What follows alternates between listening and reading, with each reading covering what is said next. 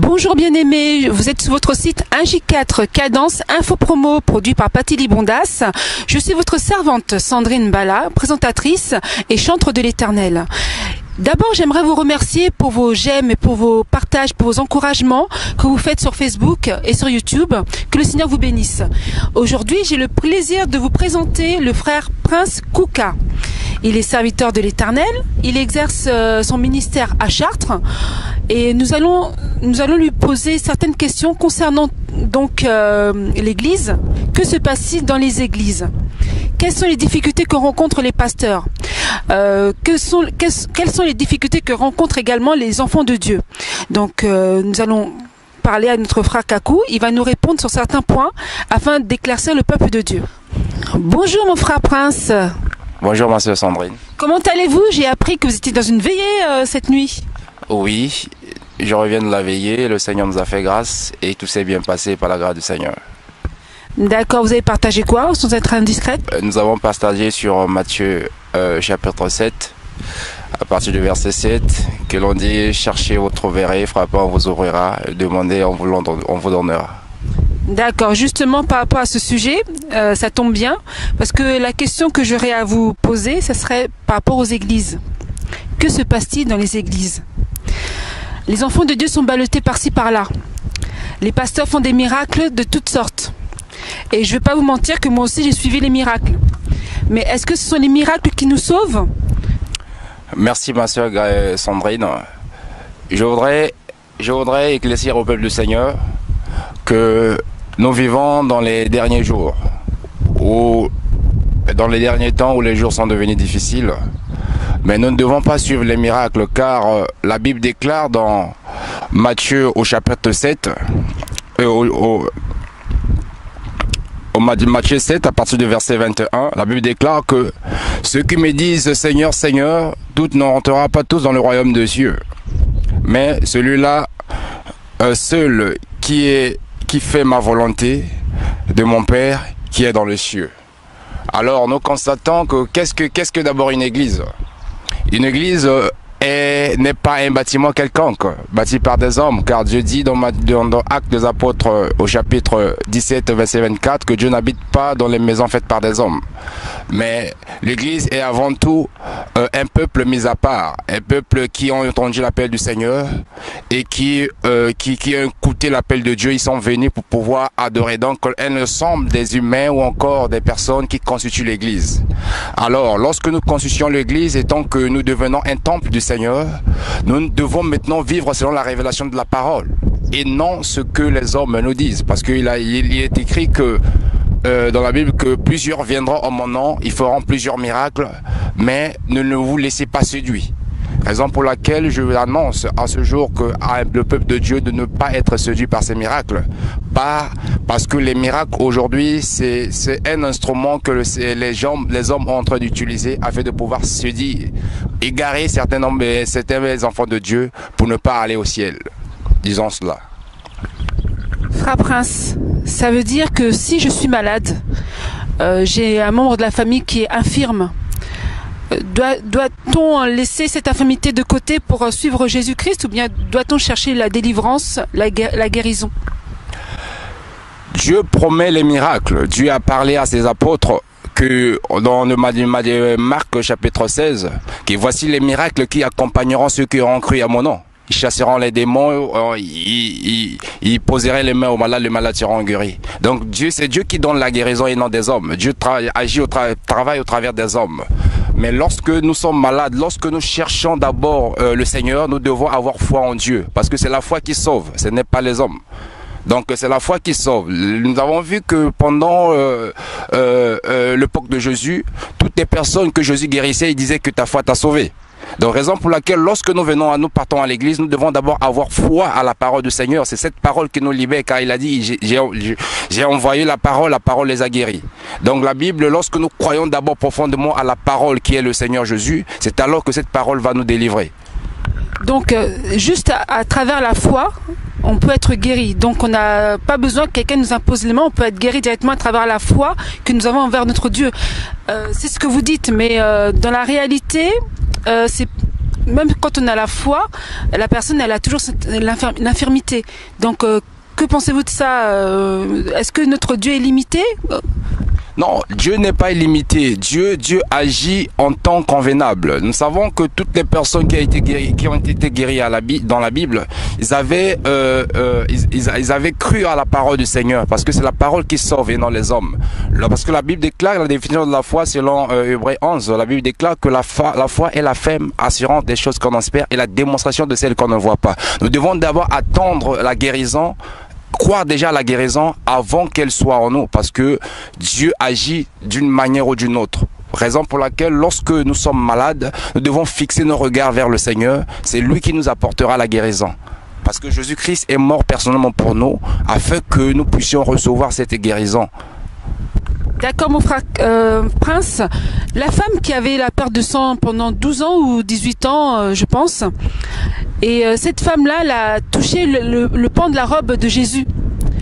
Et nous, quel pan de robe pouvons-nous toucher pour être sûr d'être guéris?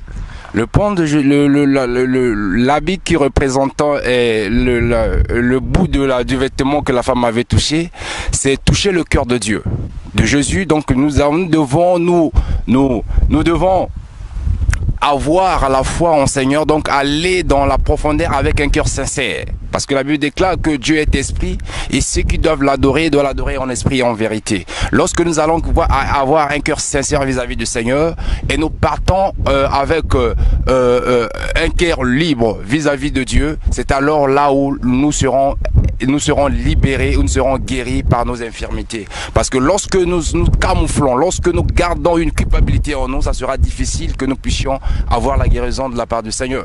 Donc il est évident qu'un enfant de Dieu, lorsqu'il s'approche avec le Seigneur, il doit tout confesser. Il doit avoir un cœur saint, il doit avoir un cœur pur, il doit être libre et honnête vis-à-vis de Dieu. C'est alors là où Dieu écoutera notre prière, parce que nous l'avons cherché en toute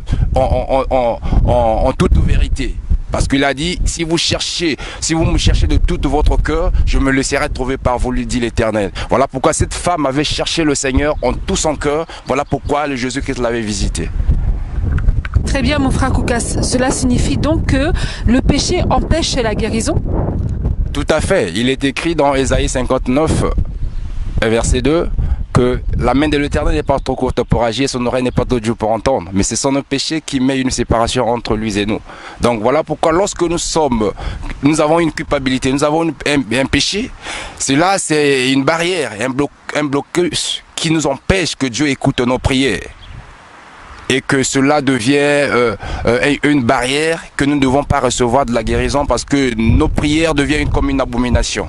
Donc nous devons confesser d'abord et nous devons avoir un cœur saint devant le Seigneur lorsque nous prierons, et qu'avec une prière sincère, c'est alors Dieu va nous écouter et Dieu va nous exaucer. Donc nous, en tant qu'enfants de Dieu, lorsque nous faisons des demandes à Dieu, si nous n'avons pas l'exaucement de nos prières, il faut que nous puissions examiner notre vie. C'est ça, frère Prince? Tout à fait. Parce que la Bible déclare que nous devons souvenir là où nous avons tombé afin de se repentir. Donc s'il y a quelque chose qui ne va pas dans la vie, n'allez pas chercher de midi à 14 h. Nous devons interroger notre conscience et consulter notre mémoire, de savoir là où nous avons failli, afin de pouvoir se repentir. Parce que la Bible déclare que sans la sanctification, nul n'est agréable au Seigneur. Donc nous devons être saints vis-à-vis du Seigneur, afin que nous puissions rentrer dans ses parvis. Nous devons s'approcher de lui afin que Dieu puisse nous exaucer. Très bien, mon frère Prince. Pouvez-vous me relater un peu votre vie chrétienne, comment vous avez débuté? Merci Seigneur et merci ma soeur Sandrine. Je crois que comme tout homme, encore tout jeune, nous avons été dans le monde, nous avons fait tout ce qu'il fallait. Et il y a un temps pour toute chose, comme la Bible déclare que la Bible déclare que personne ne vient à moi sans que le Père qui m'envoie ne l'attire. Voilà pourquoi le temps était arrivé que le Seigneur puisse me sortir dans ces ténèbres afin de pouvoir le servir. Étant donc j'ai reçu le Seigneur Jésus-Christ dans ma vie comme Seigneur et Sauveur quand j'avais encore 19 ans. Donc c'est alors là où le Seigneur m'a visité, de ne plus servir le monde, de ne plus être esclave, de ne plus être assujetti sur tout ce qui était malsain, de pouvoir le servir. C'est alors là où j'ai commencé, j'ai reçu la paix du Seigneur afin de pouvoir le servir de la manière qu'il m'appelait dans son œuvre. Vous savez, bien aimé, dans la parole de Dieu, il n'y a aucun tabou. Il n'y a rien qui est interdit de dire. Donc, frère Prince, quelles sont les ténèbres qui vous enveloppaient quand vous étiez jeune? Oui, merci ma soeur, très belle question. Je sais que les ténèbres qui m'avaient enveloppé, dans la mesure où, étant jeune, j'avais ma vie qui était focalisée un jour de devenir footballeur. Donc de toute ma jeunesse, je me suis donné dans le foot. Et en temps donné dans le foot, dans les équipes que j'ai pu jouer, et ils avaient dit que sans pour autant consulter les féticheurs, tu ne pourrais pas aller de l'avant. Ah, donc ça veut dire que les footballeurs qui sont à un grand niveau, ils ont automatiquement consulté les marabouts, les féticheurs, le monde des ténèbres pour arriver à leur niveau? Bien sûr, certains. Certains ont les féticheurs, certains ont consulté les marabouts, les magiciens pour pouvoir devenir ce qu'ils sont. Parce que je le parle, parce que je connais, j'étais dans le monde et je sais ce qui se passe. C'est vraiment horrible parce que lorsque j'ai commencé à jouer et j'ai consulté les féticheurs et ils m'ont donné ce qu'il fallait donner et je les ai utilisés.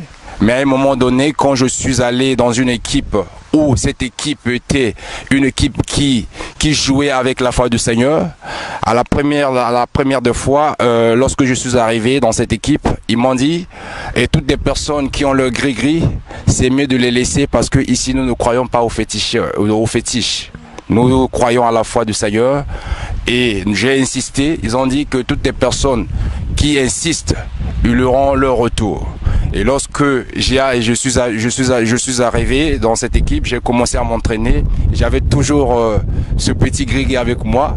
Et lorsque j'ai commencé à jouer, je me sentais pas que je sais à mes possessions de mon corps, pardon.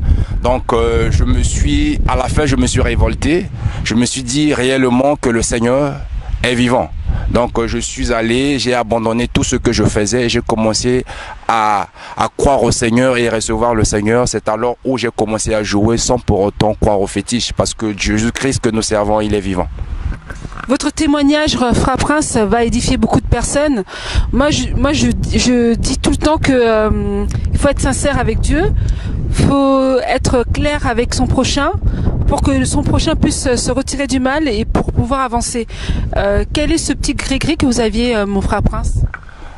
Les gris que nous avons pu avoir, c'est de pouvoir marquer beaucoup de buts. On vous donne un peu des choses, des petites pièces, des monnaies, de pouvoir aller mettre dans les buts, que lorsque vous allez jouer, vous aurez du but, de jouer avec des choses au sein des chaussettes, afin de pouvoir bien jouer, de pouvoir jouer des choses tout autour de ta taille. Donc il y a plein de choses, des médailles, jouer avec ça tout autour du cou. Donc ce sont des choses dans lesquelles c'est diabolique.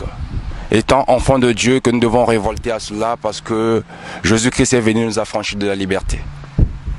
Donc, en tant qu'enfant de Dieu, c'est pas la peine que nous suivons ces personnes-là qui sont conduites par le diable, en fait, puisque ils utilisent les fétiches. Est-ce que c'est intéressant pour nous de continuer à suivre le foot? Parce que moi aussi, je regarde le foot, hein, je regarde le foot. Nous devons suivre le foot, bon. Nous ne interdisons pas les gens de ne pas suivre le foot. Nous devons suivre le football, mais nous ne devons pas se mêler dans ce football, envier ces personnes qui les pratiquent, parce que nous devons contenter de ce que nous y avons. Parce que vous savez que lorsque nous envions et que cela nous poussera à plusieurs excès, et nous allons abandonner le chemin du Seigneur.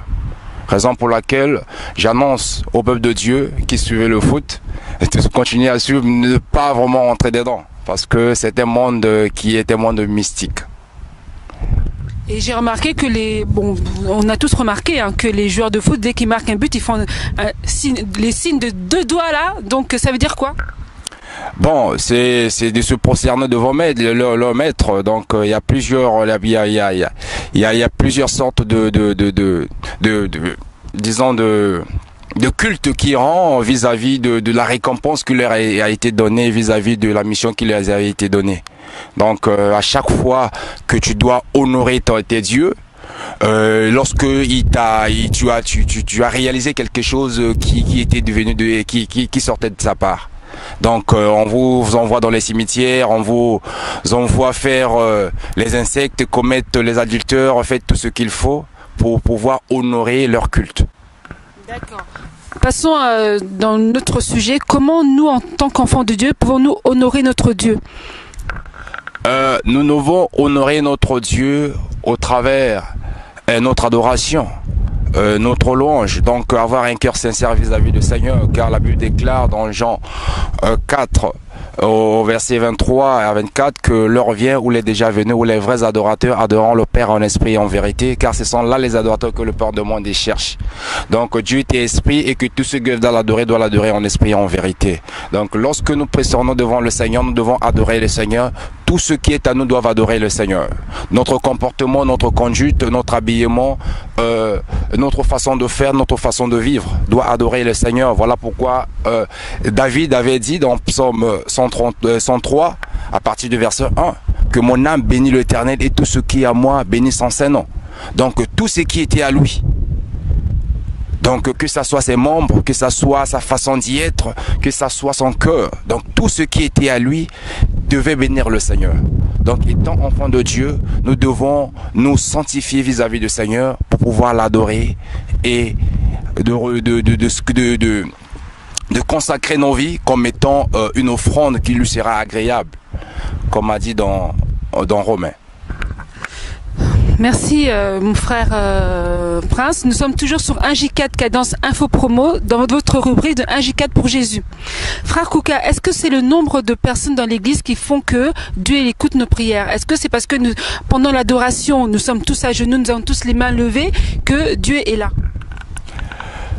Non, oui, la Bible déclare que ce n'est pas le nombre, parce que la Bible déclare que lorsque là où deux ou trois sont réunis à son nom, il est au milieu d'eux. Donc il suffit d'être deux ou trois, mais en commun accord, avec un même esprit, une même pensée. Et lorsque nous sommes réunis avec un cœur sincère, c'est alors que nous en adorons au Seigneur. Mais lorsque le nombre de personnes ne reflète pas la présence de Dieu au milieu de son peuple, c'est des personnes qui s'approchent avec un cœur sincère, un cœur dévoué au Seigneur. C'est là où Dieu se manifeste. Frère Kouka, que pensez-vous des enfants de Dieu, de leur comportement à l'église? Est-ce qu'il est normal qu'à l'église, les personnes, bon, je l'ai peut-être déjà dit, que les personnes soient comme des saints, pieuses à l'église, mais dès qu'ils sortent de l'église, ils sont pas saints. Mais quel conseil pouvez-vous leur donner pour qu'ils réalisent en fait que leur marche, leur façon d'être, en fait, c'est pas vraiment ce que Dieu veut. Dieu veut une sincérité dans notre comportement, dans notre vie entière, et pas d'hypocrisie, parce que beaucoup d'enfants de Dieu sont hypocrites. Beaucoup sont vraiment hypocrites. J'ai pas honte de le dire. Et donc il faut que nous soyons sincères, parce que nous servons d'abord le Seigneur. Nous ne servons pas un homme, nous servons le Seigneur. Nous devons être clairs et vrais envers notre prochain. Donc frère Kakou, qu'est-ce que vous en pensez? Merci ma soeur Sandrine. Je voudrais dire que notre Dieu est trois fois saint. Il a dit tous ceux qui doivent s'approcher de lui doivent se sanctifier. Donc la sainteté ne se limite pas à l'église. La sainteté se limite pas dans un endroit où nous adorons le Seigneur. La sainteté, c'est une vie que nous devons vivre, parce que nous sommes l'image maintenant de Christ. Nous reflétons l'image du Seigneur. Parce que la Bible déclare que Paul a dit que si je vis, ce n'est plus moi qui vis, c'est Christ qui vit en moi. Alors si Christ vit en nous, nous devons avoir les marques de Christ en nous. Donc vivre une vie de sainteté, de pouvoir avoir être un modèle pour même les païens, afin que, en voyant nos façons de vivre, en voyant nos façons d'être, afin que eux aussi se repentissent, comme a dit Pierre et Paul. Donc voilà pourquoi Paul disait à Timothée que personne ne te méprise ta jeunesse, sois un modèle en comportement, en conduite, et en amour. Donc ce sont des choses que nous devons exercer étant qu'enfants de Dieu. Nous ne devons pas être les hypocrites en manifestant nos lèvres que nous aimons la personne, mais en dedans de nous, nous sommes éloignés de cette personne. Donc étant enfants de Dieu, nous devons être un modèle de Christ, de pouvoir exercer la charité, de pouvoir exercer l'hospitalité, de pouvoir exercer la sainteté, afin qu'au travers de nous, nous reflétons l'image du Seigneur. Amen. Que Dieu soit béni, que le Seigneur te bénisse, mon frère Prince. Vous êtes pasteur, vous êtes prophète, vous êtes évangélique, vous êtes simple prédicateur ou vous êtes simple fidèle? Comment vous qualifiez-vous? Je me qualifie comme étant un disciple de Jésus. La Bible déclare que le plus grand soit celui qui soit votre serviteur. Donc je préfère être un serviteur du Seigneur, parce que les dénominations nous amèneront à rien. Le problème est d'être frère avec le Seigneur. C'est là où il est le plus important pour pouvoir exercer ce que le Seigneur nous a demandé de faire. Donc je me qualifie comme étant un serviteur du Seigneur. Je suis à l'œuvre du Seigneur, à la disposition de l'œuvre de Dieu, afin de pouvoir bénir le peuple de Dieu. Je suis un prédicateur, je suis un disciple du Seigneur, et je marche de la façon je marche de la manière que le Saint-Esprit nous dirige, afin de pouvoir apporter la lumière au peuple du Seigneur. Merci frère Prince. Êtes-vous prêt à pouvoir visiter d'autres églises qui vous invitent? Vous êtes seulement cantonné à l'église ici à Chartres, ou est-ce que vous avez un esprit ouvert pour pouvoir aller dans notre église pour prêcher la parole? Amen, très belle question. Je serai libre de pouvoir aller partout, parce que c'est la recommandation du Seigneur d'aller partout dans toutes les nations, afin de faire d'aller partout dans le monde, de faire de toutes les nations les disciples. Donc là où on évoque le Seigneur Jésus comme étant un Seigneur et Sauveur, et si il m'invite, je répondrai à l'invitation, afin de pouvoir honorer le peuple du Seigneur. Donc je ne vais pas me camoufler encore, me restructurer au niveau de Chartres, parce que notre vision est d'aller pouvoir éclaircir, enseigner, d'aller apporter la bonne nouvelle aux pauvres, et à annoncer une année de délivrance à toutes les personnes qui sont opprimées. Donc la vision n'est pas limitée seulement ici à Chartres ni en France, mais la vision, elle est universelle. Nous sommes prêts d'aller partout, afin de pouvoir enseigner le peuple de Dieu.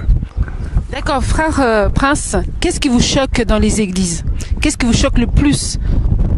Ce qui me choque dans les églises aujourd'hui, parce que la parole de Dieu n'est plus une parole véritable. La parole de Dieu n'est pas prêchée à sa totalité. Les gens sont égarés dans l'évangile, encore dans les messages qui tournent tout autour de la prospérité et de la bénédiction. Et tout ce qui nous enseigne, les messages qui devaient nous éclairer afin de pouvoir se repentir, de pouvoir laisser le mal, et que les gens ne veulent pas le prêcher. Donc la vraie évangile n'est pas prêché. Le nom de Jésus n'est pas prêché dans les églises, et que les personnes, je me révolte contre ces fameux hommes de Dieu qui prêchent que la prospérité, au lieu de pouvoir prêcher le message de la repentance. Nous avons vu Jean-Baptiste arriver avec le message de la repentance. Il a dit que repentez-vous et convertissez-vous, parce que le royaume de Dieu est proche. Donc nous savons que tous nous attendons l'enlèvement. Donc il est temps de pouvoir prêcher la repentance aux personnes, de renoncer au mal, de sortir dans les ténèbres, donc afin que le peuple de Dieu soit sauvé. Ce n'est pas la bénédiction ou encore la richesse que nous avons acquis sur terre, parce que la Bible déclare que tout passera, mais la parole de Dieu ne passera jamais. Le jugement dernier nous attend tous. Donc nous devons prêcher la vraie évangile, nous devons prêcher le vrai message, afin que le peuple de Dieu puisse sortir dans les ténèbres, de pouvoir vivre cette lumière. Frère Prince, le royaume des cieux appartient aux pauvres, parce que la prospérité, Dieu ne met pas à côté la prospérité, parce que quand on suit les voies de Dieu, Dieu nous rend prospères. Tout à fait. La prospérité, la Bible déclare que dans Matthieu 6 que nous devons chercher premièrement le royaume des cieux, et le reste vous sera donné par-dessus. Donc nous devons d'abord chercher ce qui est plus important, ce qui est capital, qui est la vie éternelle. alors les choses là nous seront données par-dessus. Parce que lorsque une personne marche dans l'intégrité, marche dans la sanctification, l'Éternel le bénit. Donc le royaume des cieux n'est pas réservé seulement aux pauvres. Donc nous devons d'abord mettre en avant-lieu la vraie évangile. Et c'est alors là où la vraie évangile sera prêchée, c'est alors là où nous allons amasser les richesses qui viennent tout autour d'eux. Parce que la Bible déclare que voici les miracles qui accompagneront ceux qui auront cru à mon nom. Donc les miracles s'accompagnent lorsque nous croyons au Seigneur, lorsque nous servons le Seigneur avec sincérité. C'est alors là où les miracles vont nous accompagner. Il y aura la prospérité, il y aura la bénédiction, il y aura toutes sortes de choses que nous serons données parce que nous avons obéi à la voix du Seigneur. Frère Kouka, merci encore pour cette bonne réponse. Et donc, frère Kouka, dans Proverbe, il est écrit que Dieu il a créé aussi bien les riches que les pauvres. Il maudit soit celui qui maudit en fait le pauvre. Donc Dieu a créé le pauvre. Donc il y a certaines personnes qui sont amenées à rester pauvres. Non, mais il y a certaines personnes avec Dieu, toutes nous sommes riches parce que Jésus-Christ lui-même était mort, il s'est fait riche. Personnellement, pour faire que il s'est fait pauvre, personnellement, fait que nous soyons riches. Donc, tout chrétien est censé d'être riche. Lorsque nous persévérons avec le Seigneur, lorsque nous croyons à sa parole, lorsque nous croyons à ses promesses, les promesses n'ont pas limité seulement à un certain nombre de personnes. Les promesses, c'est pour tout le monde, toutes les personnes qui ont cru au Seigneur. Donc, en fait, la richesse, la pauvreté, c'est une pauvreté physique, mais une richesse spirituelle. Oui, mais disons que la pauvreté physique, disons ça c'est d'une manière que nous pouvons focaliser dans le sens que les hommes ils appellent.